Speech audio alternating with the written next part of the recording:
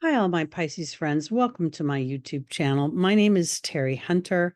I'm an intuitive astrologer, and I'm here today with your May 2024 monthly horoscope. These horoscopes are based on whole sign Western astrology. So when I'm talking about Pisces, I'm talking about Pisces rising as being the first house. If you don't know your rising sign, you might want to go to one of the free birth calculators on the internet. You just need your exact time of birth and location to determine that information. This is also applicable to Pisces moon and if Pisces sun. If you have a 3 or more personal planets in the sign of Pisces, this video is also applicable to you. So let's jump in because it's been a really interesting 2024 so far. We saw the exact conjunction between Uranus and Jupiter, and now Jupiter's on the other side of Uranus, and this is in your third house. So there has been something involving the way you think, the way you speak, the people you interact with, potentially your workmates, your teammates, your community, your neighborhood could be influenced by this conjunction. It could also be where you've started something, potentially on the internet. The third house is traditionally ruled by Gemini. So there's this whole communications, media, information dispenser energy within the Taurus energy of being able to build money. And then we layer this, your co-ruler Jupiter is bringing wealth and expansion. And then Uranus offers a sense of liberation and independence. And oftentimes this is a result of some sort of use of technology, whether it be a boost in your Instagram account or, whatever, however you play within the technological world. We also see that Pluto is here in Aquarius, which is your 12th house. And this is going to be something that you're going to experience for the next 20 years, but it's about to go retrograde next day. So what we're going to see here is a real sort of potentially for Pisces, a real kind of an ability to deep dive into the different facets of who you are, including your soul, your oversoul, your personality, your ego, the parts of you that operate off of fight, flight, or fight. Although Pisces doesn't really fight, but it's going to come up. There's something that Pluto is going to do to help individualize yourself and potentially rebirth an ancestral soul's pattern, because that 12th house is a very powerful house for connection to the divine. You naturally rule the 12th house. And I just feel like this could be even a big jump in your inner knowing, also referred to as intuition, definitely connection to the divine energy of the universe. And as Pluto retrogrades in your 12th house, it's going to go back into your 11th house, which represents social groups, networks, social people who gather together in large groups for a common cause. It represents technology, the future, science, space, astrology, and then we layer the Capricorn energy over that. So wherever you have potentially taken a back seat or fear has repressed you or held you back from expressing yourself in a broader, more expansive way, these themes will be revisited. Pluto will re-enter your 11th house, of Capricorn, in September and throughout September and the first week and a half or so of October. Then it will move forward again. And so you'll have a review. And then as it moves forward, an opportunity to sort of implement that review. Now, again, Pluto rules other people's money. It rules finance in the way of stocks, investments. It rules death and rebirth. It rules sex. It rules the occult, the arts of that are unseen with the eyes, the way I'd prefer to refer to that. There's a very dark side to Pluto as well. It rules criminal behavior and things that happen underneath the surface that are not really beneficial to one or the other, but this is what may be revealed. And if for some reason Pisces has held themselves back, or you have been in groups that weren't truly authentic, or you were hiding any sort of dreams you want, this is an opportunity to really, rather than feel a sense of I almost want to say it slows me down, tethered to my story.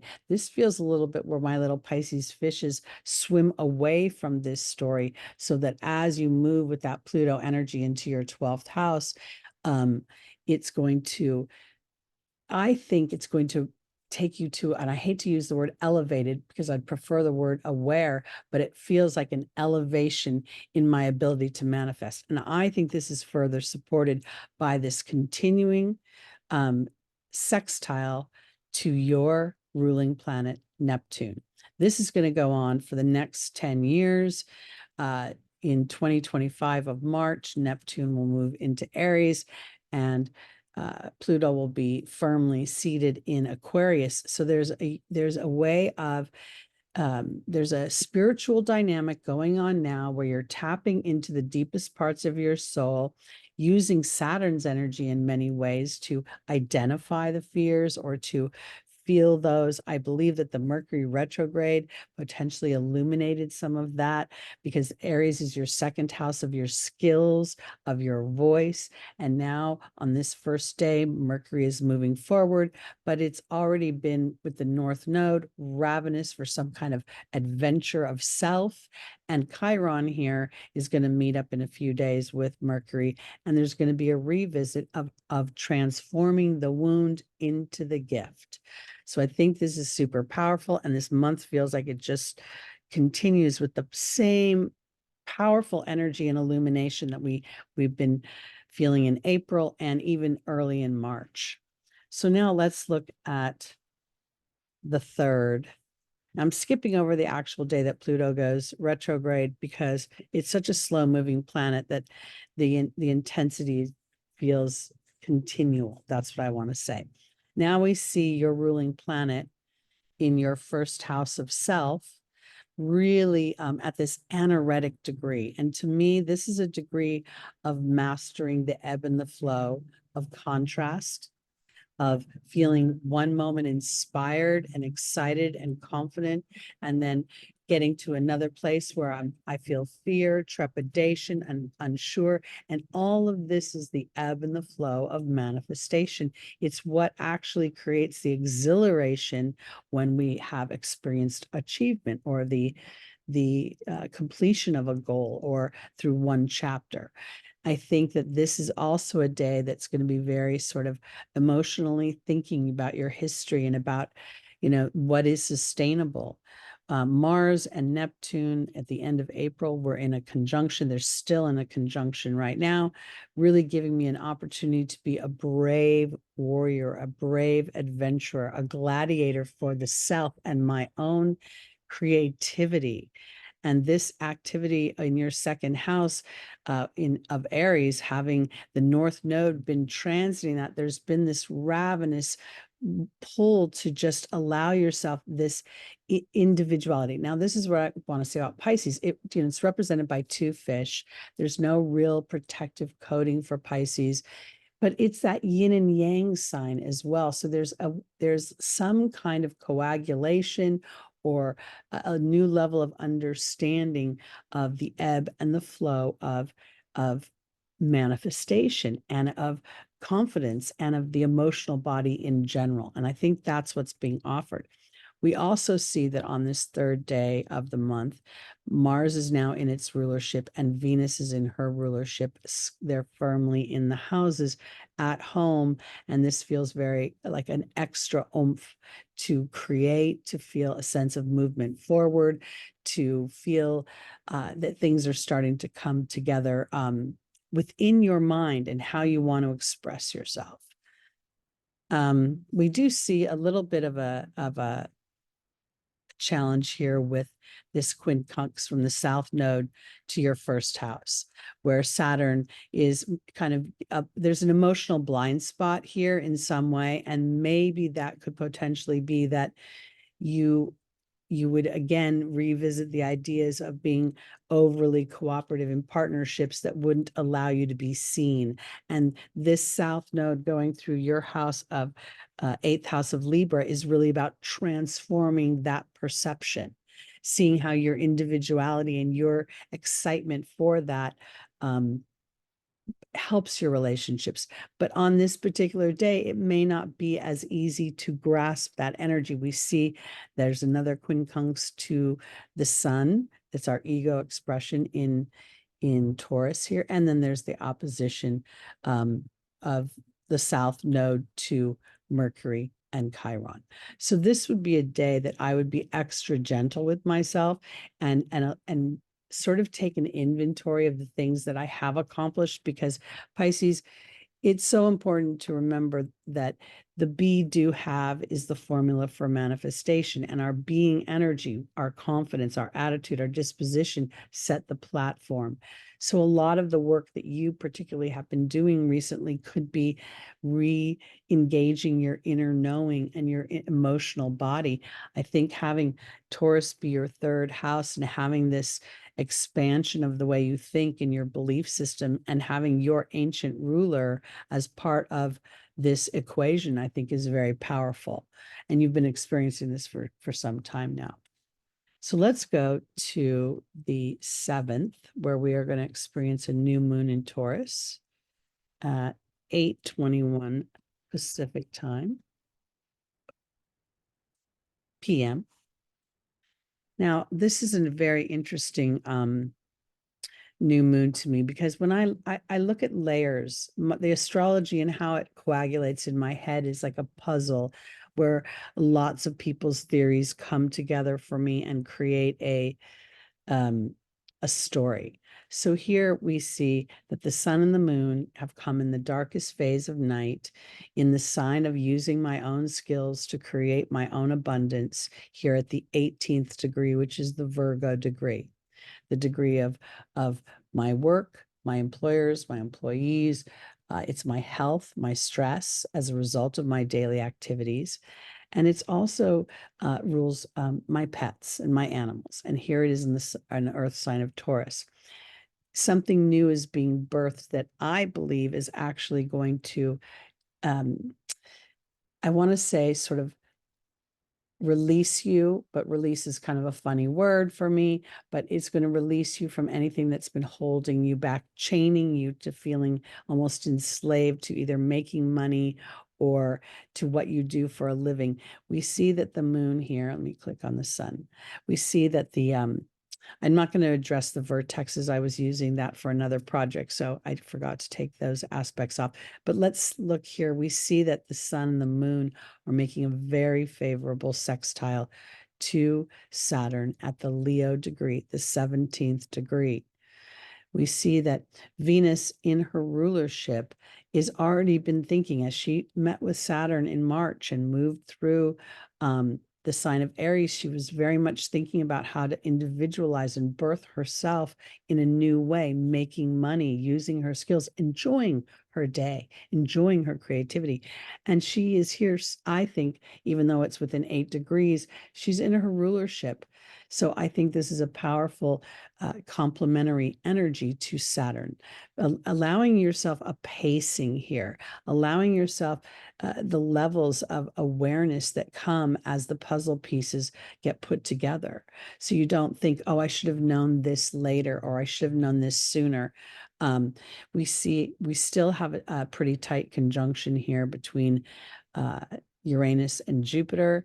Again, this is expansion of potential business, expansion and new beliefs about things, revelations about things that could potentially have been tethering me to, again, a smaller version of myself. So I think this is a powerful new moon. And again, it is in the sign that as I'm willing to go pace myself, pace myself emotionally, take that action, not because I have to, but because I get to. And it's fun. That 17th degree of Saturn right now, supporting new work environment, creating new things, new daily activities, new ways of processing your thoughts that have in the past created potentially stress or anxiety. All right, let's go over to the 15th when we see, I'm going to move this back to 12 o'clock, when we see Mercury move into Taurus. So here we see Mercury now, after processing all the wounds, and identifying even more succinctly what you feel good about in the way of your own self-expression. That again, that second house is very much a house of skills. It's a house of possessions. It's a house of building your own money, your own sense of comfort and luxury, those nice pillows that you want and that good bedding.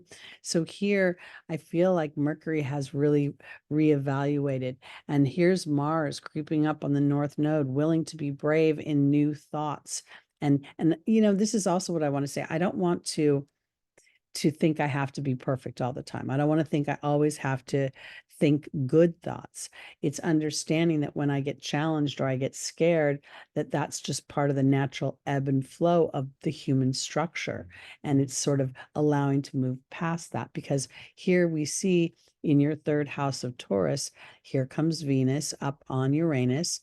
Really, this is, could this be an unexpected issue with women? Something happens with women in your group, your circle, potentially if you have a sister or the mother, the female energies around you. Yes, but I don't really like to focus on what the dark things that could happen. I want to focus in on what the higher vibrational tones are of what can happen. And that's what Mercury has been doing as it went through Pisces and met up with Saturn. How much am I going to chew on my history? Then I went into Aries, went all the way to 27 degrees and then back to 15 degrees to really revisit, how do I individualize myself? Do I run when I'm angry? Do I hide? Do I discount myself and defer my power to someone else? Because now this whole conjunction of Jupiter and the Sun and Uranus and Venus, this to me feels like a lot of opportunity to birth a new version of myself, like my drive, my ego, and when I say ego, I always feel like the ego is a necessary evil, because if I don't have an ego, then I don't want to be better. I don't want to strive for my dreams, and I end up homogenized. So here is Venus saying, let's do it. She's excited. She's so happy when she's home. And as she meets up with Jupiter, she really is meeting up with an old friend, because Jupiter is your co-ruler. And this will happen when we get closer to the end of the month. So the awareness of your thoughts and your things that your thoughts are things that the universe responds to, that your speech is harmonic representation of what you are manifesting. So that awareness is really your power. It isn't being perfect. It's the opposite. It's actually being fabulously flawed. Okay, let's move on to the 20th, where we're going to see the Sun enter Gemini. The Sun is leading the charge into Gemini, where in no short order will be in your fourth house. Pluto. I'm sorry. My goodness. I looked at Jupiter and I said Pluto. I said that because there's a very favorable aspect to Pluto, and I was getting ahead of myself. So I want to offer this. Pluto has now been retrograding, and as the planets have moved into a trine, being in Gemini, we're going to see a potential for not only a rebirth, but sort of a rebirth in a way that I feel is of a perfect pace for Pisces. It doesn't feel rushed to me. We see here that Neptune continues its beautiful little sextile, giving me an opportunity to trust the dark waters that Pluto can represent. And while there's a bit of a square here to Mercury, Mercury now is more aware of what the square has to offer, which is an opportunity for awareness. It's not a call to action. And sometimes if the awareness leads us to an indecision, then we get to go back to our heart, because Mercury will always go to my head and say, what am I thinking and how is this practical in the outside world? But the trine aspect comes to Venus. So this is where this is so wonderful for you, because your best friend, your co-ruler, and the sun entering Gemini makes such, and will continue to make favorable aspects to Pluto as Pluto does its thing. As Pluto retrogrades, but also as Pluto then moves forward again in October, because Jupiter is going to be a little slower. These two, Venus and the Sun, will probably move on, but we'll get a nice period of time where Jupiter will be supporting Pluto's transformation. So that's pretty exciting. Now let's go to the 23rd, where we will have a full moon in Sagittarius. And this is happening at 6:53 a.m. Pacific time. I'm going to move off of Pluto. Okay, so here now we see the sun is in Gemini and the moon is in Sagittarius in an opposition. Sagittarius is your Sagittarius is your 10th house of career, and Gemini is your 4th house of home. This could be a moment where you're feeling a bit of conflict, I want to say, but and conflict in the sense of whatever your potential obligations are within the home. But at the same time, you could also be feeling, and I'm going to click on the sun right now, a really like a strong energy that things are working out. And even if there's a wee bit of I want to say a change of pattern within the home, or the whatever the daily routine is may get a little bit mixed up or switched around as a result of something kind of fabulous. And because I love this, on the day of the full moon, there's an illumination about your skills and Jupiter's participation in that. And they're at the 29th degree. It just is beautiful, making a lovely aspect. So both your rulers are like chatting with their best friend, having the most amazing conversation about all the wonderful things that can happen. We have the sun making this absolutely fabulous exact trine to Pluto.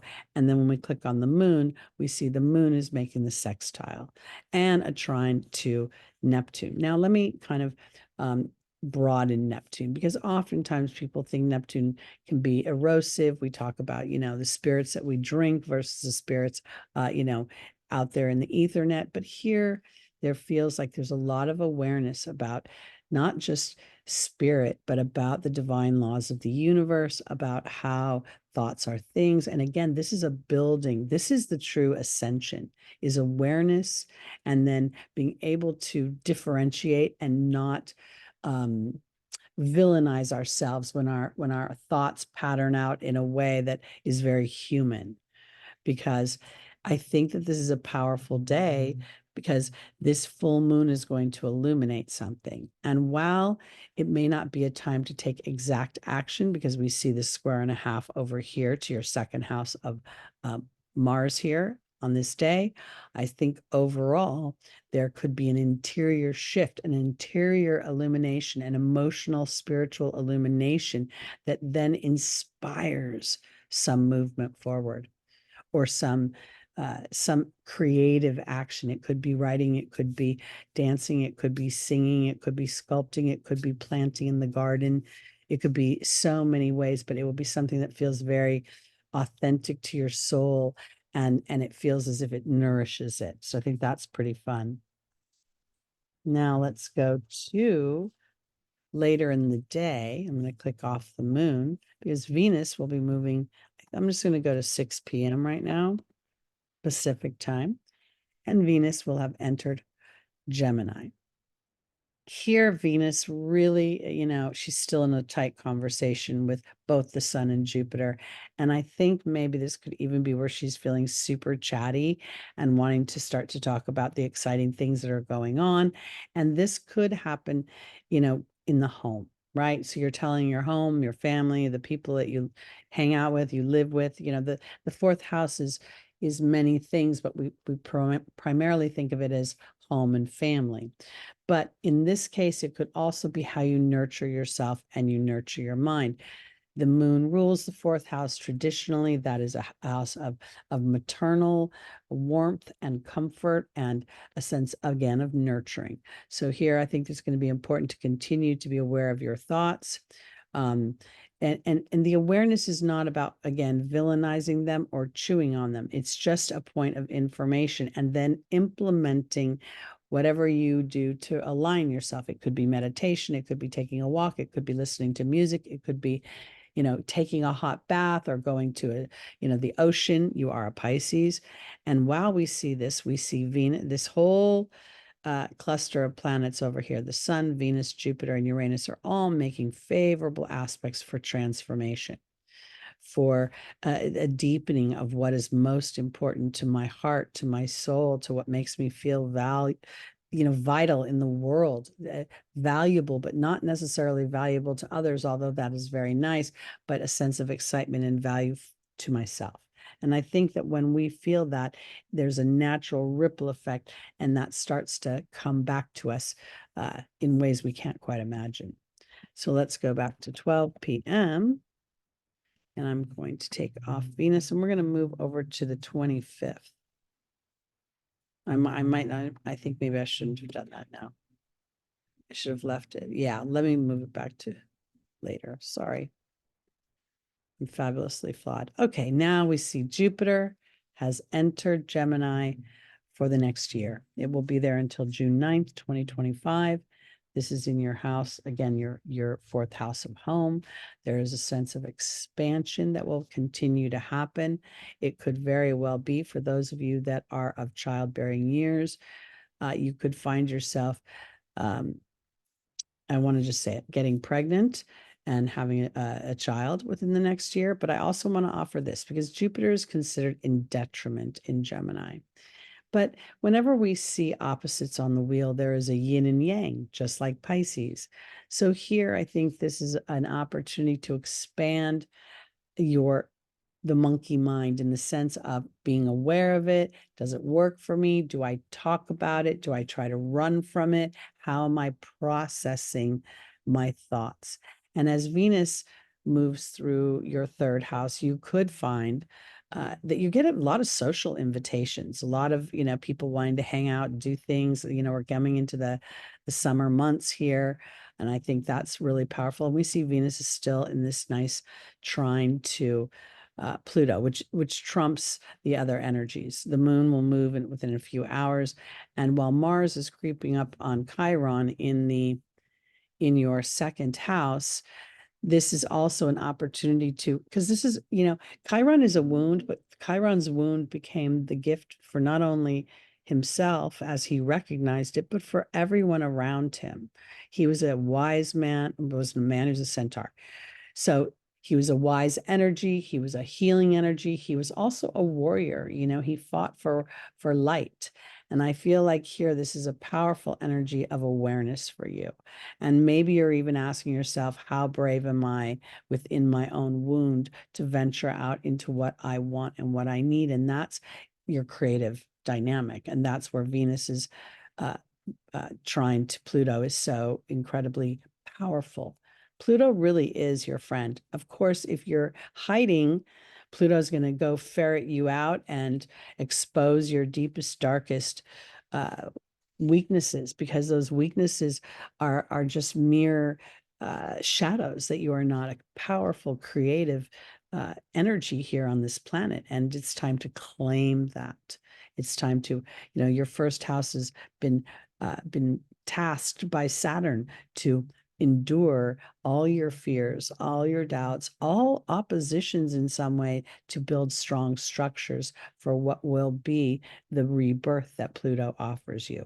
as it goes through your 12th house. And this could be something that, you know, is really a beautiful energy. It does not, Pluto is not always physical death. And frankly, to be, from what I have learned from spirit, the physical death is really a release, and there's a celebration. While we go to funerals, they're having baby showers, for a sort of weird metaphor.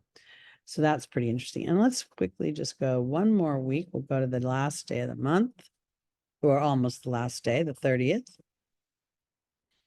And there's a continuation of energy that's going to be going into your second. You've got your first house is obviously lit up by Saturn, but then the rest of the planets are going into your second, third, and fourth house. So you're going to be revisiting your childhood influences.